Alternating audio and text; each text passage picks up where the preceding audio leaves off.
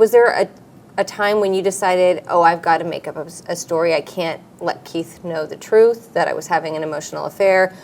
Did it just kind of come out? Like, you know how sometimes you say like a lie and, oh gosh, why did I do it? Well, now I got to commit. Like, how did that all go down in your mind? I was desperate. I was desperate. And it was like first of all, I was still high in the hospital when I was interrogated.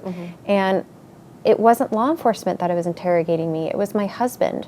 So instead of Detective Kyle Wallace coming into the room, I just wanted to go home. That's all I wanted. And James had already pre-programmed me to not engage with law enforcement.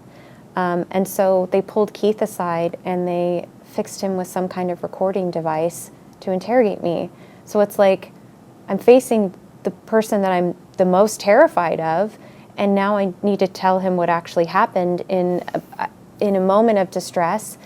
And then it was broadcasted everywhere. So I was up against so many odds and stuck between a rock and a hard place. And I have so much regret for not having the courage to just be able to face him and tell the truth. But I was just too afraid. And then you see what happened. I mean, it got completely blown up around the world. It wasn't just like it stayed locally in Shasta County. Yeah. It went everywhere.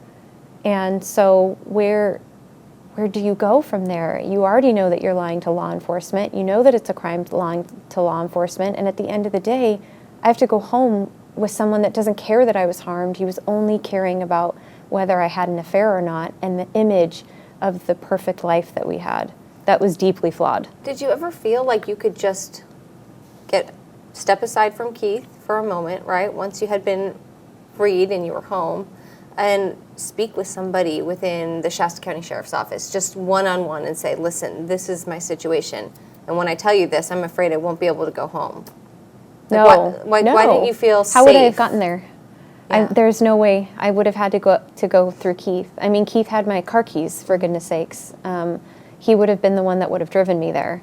So no, there was no ability to even have a secret conversation with law enforcement. I wish that there would have been. And in that last interrogation, I mean, you see them say, would you like him to leave the room?